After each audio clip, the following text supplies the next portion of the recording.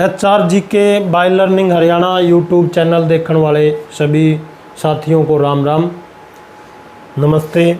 तो आज पढ़ेंगे 1858 से लेके 1923 तक का आधुनिक हरियाणा।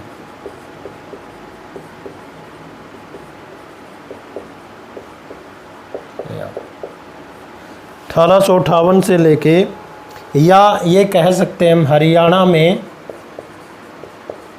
हरियाणा में कांग्रेस,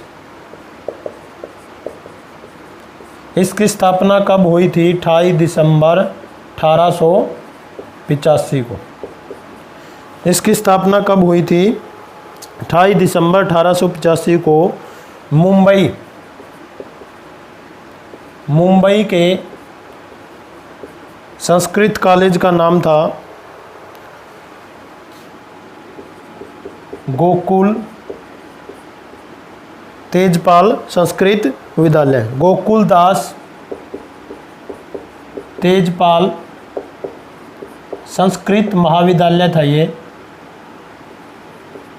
संस्कृत महाविद्यालय ये पहले कहाँ होनी थी? पूना के अंदर, लेकिन वहाँ क्या फैल गया था? प्लेग नामक भयंकर महामारी के फैलने से ये स्थगित हो गई। और कहाँ हुई ये? मुंबई के गोकुल दास तेजपाल संस्कृत महाविद्यालय में। और इसकी अध्यक्षता किसने की थी? A.O. हयूम ने। किसने की थी इसकी अध्यक्षता? A.O. हयूम में। यानी कि जो हम पढ़ रहे हैं 1858 से 1923 तक का आधुनिक हरियाणा, या हम कह सकते हैं हरियाणा में कांग्रेस, इसकी स्थापना कब हुई? 28 दिसंबर 1885 को। और कहाँ होनी थी ये? पूना में होनी थी। प्लेग फैलने के कारण स्थगित कर दी गई। संस्थापक कौन थे इसके? A.O. हयूम, जिसको बोलते हैं एलन, इसका नाम पूछ लेता है, एलन ऑक्टेव या ऑक्टेव हयूम। और उस समय जो वाइसराय था या गवर्नर जनरल कौन था? वाइसराय ही होता था तब तो, लॉर्ड डफरिन। कौन होता था? डफरिन। लॉर्ड डफरिन होता था वाइसराय का। तो सबसे पहले अधिवेशन हुआ कांग्रेस का, कितने सदस्यों ने भाग लिया? 72 सदस्यों ने। जो पहला अधिवेशन हुआ कांग्रेस का, कितने सदस्यों ने भाग लिया? 72 सदस्यों ने। और हरियाणा से कौन गए थे? हरियाणा से पूछता है कई बार। राय, लाला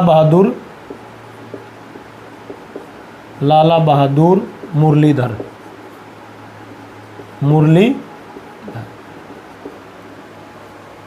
हरियाणा से कौन गए थे अधिवेशन में?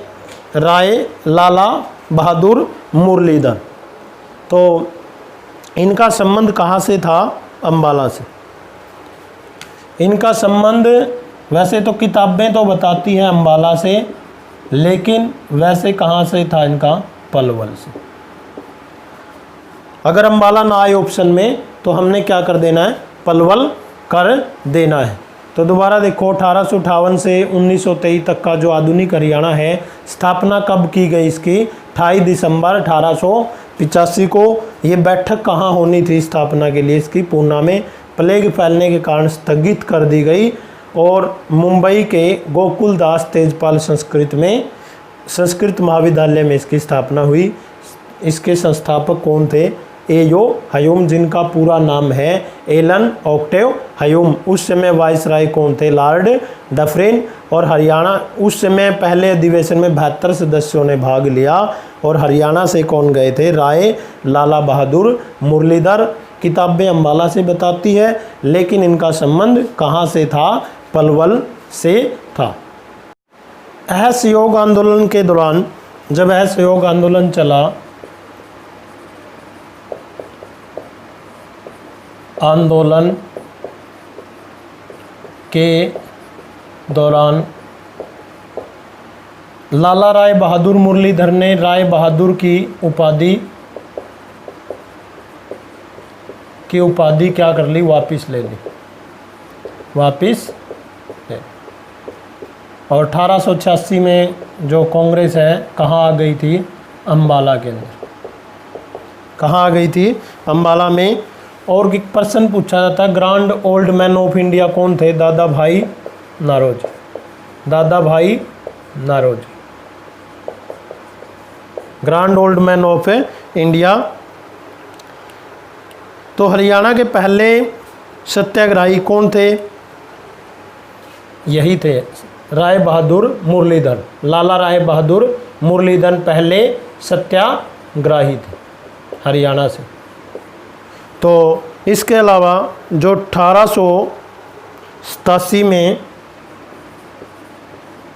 कांग्रेस कहाँ कहाँ आ गई थी, हिसार और रोहतक में, हिसार और रोहतक में कांग्रेस कब तक आ गई थी, 1887 में।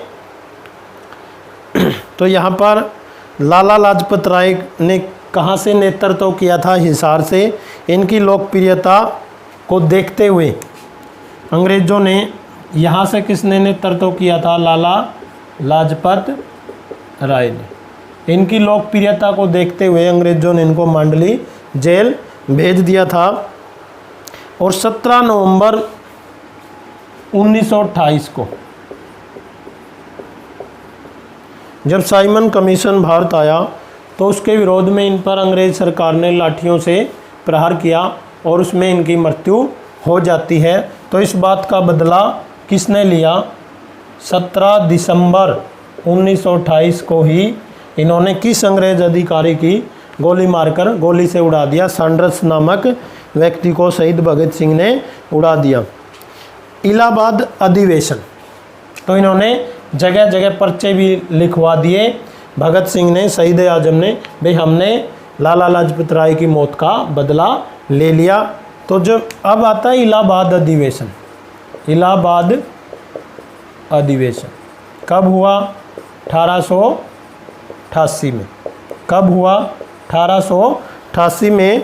जो हिसार का नेतृत्व किसने किया, लाला लाजपत राय ने। हिसार ही इनकी क्या थी, कर्म भूमि, क्या थी, कर्म भूमि। कौन सा क्षेत्र रहा, इनको grand old man of Punjab भी किसको बोला जाता है, लाला लाजपत राय को। और इनको पंजाब केसरी भी कहा जाता था। क्या कहा जाता था, क्या कहा जाता था, पंजाब केसरी। पंजाब केसरी किसके नाम से थे, लाला लाजपत राय के नाम से बोला जाता था। 1888 में कांग्रेस जो हरियाणा 1907 तक, 1888 में जो इलाहाबाद अधिवेशन हुआ, हिसार से तो कौन गए थे, लाला लाजपत राय। और रोहतक से किसने किया था, तुर्राबाज खान ने। किसने, तुर्राबाज खान ने किसका नेतृत्व किया था, रोहतक से। और 1907 जो सूरत अधिवेशन हुआ, क्या हुआ, सूरत अधिवेशन के दौरान, सूरत अधिवेशन के दौरान कांग्रेस दो भागों में बट गई, गरम दल और नरम दल। गरम दल और नरम दल। और इसकी अध्यक्षता किसने की थी, रास बिहारी बोस ने। रास बिहारी बोस ने इसकी अध्यक्षता की थी। 1907 जो सूरत गुजरात के अंदर उसका अधिवेशन हुआ तो कांग्रेस दो भागों में बंट गई, गरम दल और नरम दल। गरम दल वाले अपने दम पर आज़ादी लेना चाहते थे और नरम दल वाले अपने दम पर। तो गरम दल वाले वो थे जो 12 मांगे रखें तो कम से कम 10 मनवा लें, और नरम दल वाले 12 मांगों में से एक मिले उसी के नाम पे लड्डू बांट देते थे। ये फ़र्क होता था। 1907 में जो कांग्रेस है वो सूरत अधिवेशन में दो टुकड़ों में बंट गई या विभाजन हो गया, गरम दल और नरम दल का। 9 जनवरी 1915 को कौन आते हैं, महात्मा गांधी। 9 जनवरी 1915 को महात्मा गांधी कहाँ से लौटे थे? अफ्रीका से। कहाँ से? अफ्रीका से आते हैं, जो 1893 में गए थे किसका? अब्दुल्ला नामक व्यक्ति का केस लड़ने। तो इनके आने पर इन्होंने लोगों को सेना में भर्ती होने के लिए कहा। तो लोगों ने सोचा भाई वकील है और कोई गलत राय थोड़ी देगा, लेकिन इनके कहने पर लोग सेना में भर्ती हो गए। इसलिए इनको क्या बोला जाता है? सर्जेंट भी बोला जाता है, भी कहा जाता है। इस बात का विरोध किसने किया था? पंडित नेकी राम शर्मा ने विरोध किया था। कब? इसका जन्म पूछ लेते हैं। 4 सितंबर 1887 को रोहतक के कैलंगा गांव में हुआ था। पंडित नेकी राम शर्मा का जन्म कब हुआ? 4 सितंबर 1887 को रोहतक के कैलंगा गांव में, जो अब फिलहाल किस में आता है? भिवानी के अंदर आता है शायद। तो इस बात का विरोध किसने किया था? पंडित नेकीराम ने। तो मृत्यु पूछ लेते हैं इसकी 8 जून 1956 को। जन्म तो था इसका तो 8 जून 1956, शायद कल हो जाएंगे, इसकी पुण्यतिथि है 8 जून 1956 को। 1919 में एक एक्ट आता है, पंडित नेकीराम ने इसका विरोध कैंप लगाकर किया था। कैसे किया था? कैंप लगाकर। 1919 का एक एक्ट आता है जिसको रोलट एक्ट भी बोलते हैं। इसमें क्या था? किसी को भी शक के आधार पर अंग्रेज सरकार गिरफ्तार कर सकती थी, उस पर मुकदमा चला सकती थी। नो दलील, नो वकील, नो अपील। नो वकील, नो दलील, नो अपील। तो इस एक्ट को रोल्ट एक्ट या काला कानून कहा गया। क्या कहा गया? काला कानून। 6 अप्रैल 1919 को देशव्यापी हड़ताल हुई। 6 अप्रैल 1919 को देशव्यापी हड़ताल शुरू की गई और 10 अप्रैल 1919 को महात्मा गांधी को गिरफ्तार कर लिया जाता है। 10 अप्रैल 1919 को पलवल से पता चला, जैसे अंग्रेज़ों को भाई गांधी जी हरियाणा आने वाले हैं, 10 अप्रैल इनको पलवल स्टेशन पर से पकड़कर मुंबई जाने वाली गाड़ी में बैठा लिया। ये पहली गिरफ्तारी थी इनकी 10 अप्रैल 1919 को। और 1900 वापस कहाँ भेज दिया? मुंबई की तरफ। 1920 के अंदर महात्मा गांधी कहाँ आए थे? भिवानी में प्रचार प्रसार करने के लिए। किसका? असहयोग आंदोलन का। किसका? असहयोग आंदोलन का प्रचार प्रसार करने के लिए कहाँ आते हैं महात्मा गांधी? भिवानी के अंदर। और पहली बार अंग्रेज सरकार के खिलाफ शैतान शब्द का प्रयोग किया था जब उनको पलवल से गिरफ्तार कर लिया गया था, दूसरी ट्रेन से भेज दिया गया था। तो 30 जुलाई 1919 को 30 जुलाई 1919 को कहाँ से गिरफ्तार किया गया? हिसार से। कहाँ से? हिसार से गिरफ्तार किया गया। किसको? महात्मा गांधी को। और असहयोग आंदोलन इन्होंने कब चलाया? फिर कौन सा असहयोग आंदोलन चला दिया जो चला 1920 से 22 तक भारत में भी, और हरियाणा में पूछा जाता है असहयोग आंदोलन कब से कब चला? 1920 से 22 तक। तो 1921 में महात्मा गांधी ने 1921 में गांधी जी ने कहाँ भाषण दिया था? गौकरण तालाब। गौकरण तालाब कहाँ पे है? रोहतक के अंदर। वहाँ पर अपना भाषण दिया था और कर्ण का टीला या कर्ण झील पूछी जाती है। कर्ण का टीला तो कहाँ है? कुरुक्षेत्र में। कर्ण का टीला कहाँ रहेगा? कुरुक्षेत्र में। और कर्ण झील कहाँ रहेगी?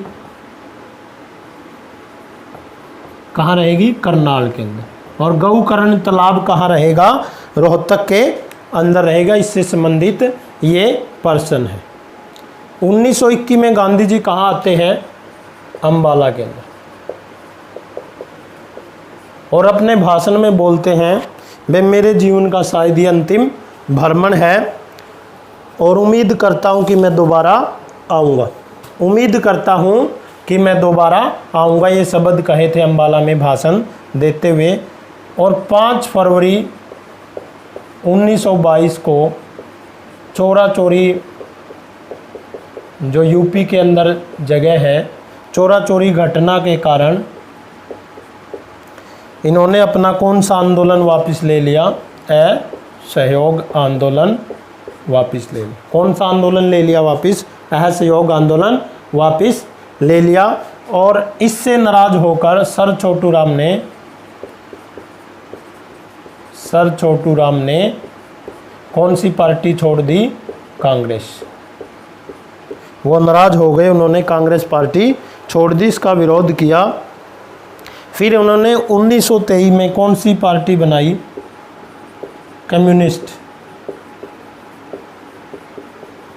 कम्युनिस्ट पार्टी का निर्माण किया। और 1924 में इसका प्रसार करने के लिए 1924 में इसका प्रसार करने के लिए या प्रचार करने के लिए कौन सा लीग बनाया? जमींदारा लीग।